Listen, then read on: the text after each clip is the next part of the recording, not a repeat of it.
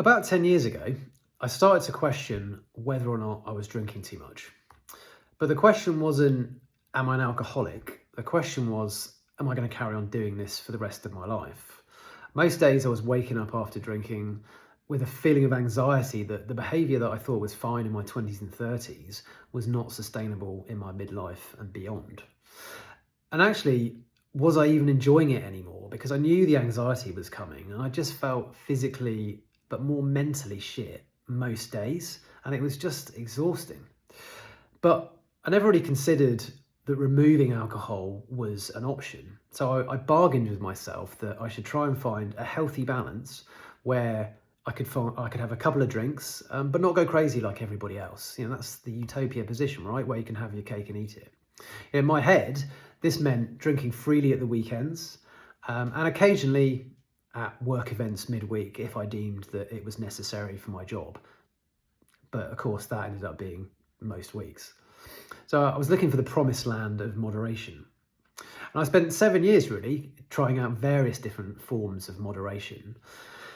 And each one of them failed every single time. And with that came the internal conflict in my own head of just debating what the rules were and setting boundaries for myself that I knew I was always going to break. So saying, okay, I'm just going to drink at the weekends. And then Friday night would come along and I'd be like, well, you've had a long week and you've worked hard and you're stressed. And yeah, so Friday night's fine. That's fine. And then a month later, it was on a Thursday night. And you know what I'm talking about, right? You've been there.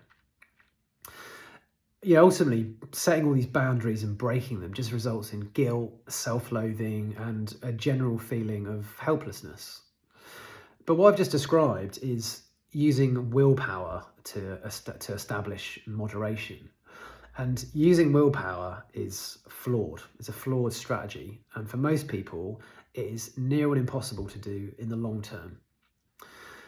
Using willpower involves so much mental energy and stress that it is absolutely exhausting. If you can sustain it, what you're basically doing is depriving yourself of something that you think you want or something that you think has value to you. And living a life where you feel deprived is frankly miserable. So you're telling yourself, I will only drink at the weekend. So you're putting that weekend on a pedestal and you're just getting through the week so that you can have this drug that you've told yourself is critical to your enjoyment of life. But what about the other 5 days that you're just writing off? I want to enjoy every single day that I'm on this earth, not just the 2 weekends where I can poison myself. So maybe you've been in a scenario where you've said, okay, I'm going to go out, but I'm only going to have one drink. Never works, right? Why is that? It never works because alcohol attacks our prefrontal cortex, the first part of our brain that's impacted by alcohol almost straight away is the prefrontal cortex. So that's the part of the brain that's responsible for judgment, reasoning, and suppressing impulsive behavior. So all of your good intentions for not having a second, third, fourth drink go completely out of the window when you have one. All bets are off. So using willpower is a flawed strategy, but what other options are there?